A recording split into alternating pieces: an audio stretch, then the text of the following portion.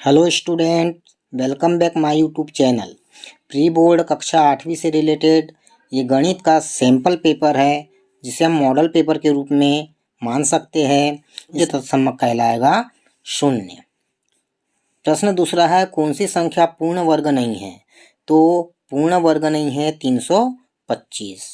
घनाभ में फलकों की संख्या होती है 6। त्रिविमीय आकृति का उदाहरण है, तो त्रिविमीय आकृति कहलाएगी घनाभ। संख्या 99 का बीजांक 9 होगा। वृत्त आलेख कहलाता है, वृत्त आलेख पाई चार्ट कहलाता है। आयलर सूत्र होता है, आयलर सूत्र है F+V = E+2। वर्ग 30-40 की उच्च सीमा होगी, तो इसकी उच्च सीमा 40 होगी।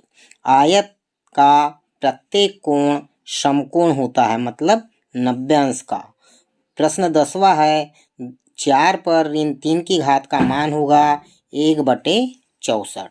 प्रश्न क्रमांक 11 है, 9/16 गुणित 4/12 धन 9/16 गुणित ऋण 3/9 का मान ज्ञात कीजिए। प्रश्न 12वां है, 8x धन 4 बराबर 3 गुणित x ऋण 1 धन 7 को हल कीजिए। प्रश्न 13वां है, एक समबाहुभुज की कितनी भुजाएं होगी यदि एक बाह्य कोण का माप 40 अंश हो?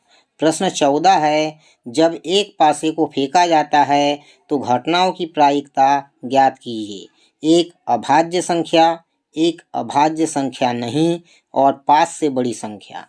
प्रश्न 15 है, 1764 का वर्गमूल ज्ञात कीजिए। प्रश्न 16वां है, 10,648 का घनमूल ज्ञात कीजिए। प्रश्न 17वां है, 840 रुपये अंकित मूल्य वाली एक वस्तु 714 रुपये में बेची जाती है। बट्टा और बट्टा प्रतिशत कितना होगा? 5 ऋण 2x गुणित 3 धन x का गुणनफल ज्ञात कीजिए। प्रश्न 19 है, बेलन की ऊंचाई ज्ञात कीजिए जिसकी त्रिज्या 14 सेंटीमीटर और पृष्ठीय क्षेत्रफल 1936 वर्ग सेंटीमीटर है। 20 है, एक कार एक स्थान तक पहुंचने में 60 किलोमीटर प्रति घंटे की चाल से चलकर 2 घंटे का समय लेती है। 80 किलोमीटर प्रति घंटे की चाल से उस कार को कितना समय लगेगा? दीर्घ उत्तरी में पहला सवाल है, मतलब 21वां, 45 गुणित x पर 4 की घात ऋण 7x पर 3 की घात धन 12x पर 2 की घात को 5x गुणित x ऋण 3 से भाग दीजिए। प्रश्न क्रमांक 22 है, 21 सेंटीमीटर चौड़ाई वाले एक आयताकार कागज को चौड़ाई के अनुदिश मोड़कर 30 सेंटीमीटर त्रिज्या वाला एक बेलन बनाया जाता है। बेलन का आयतन ज्ञात करना है। प्रश्न क्रमांक 23 है, क्या 1188 एक पूर्ण घन संख्या है? यदि नहीं तो किस सबसे छोटी प्राकृत संख्या से भाग दिया जाए कि भागफल एक पूर्ण घन संख्या हो जाए? प्रश्न क्रमांक 24 है, एक माली 625 पौधे लगाना चाहता है, जिससे कि प्रत्येक पंक्ति में उतने ही पौधे आए जितनी की पंक्तियों की संख्या हो।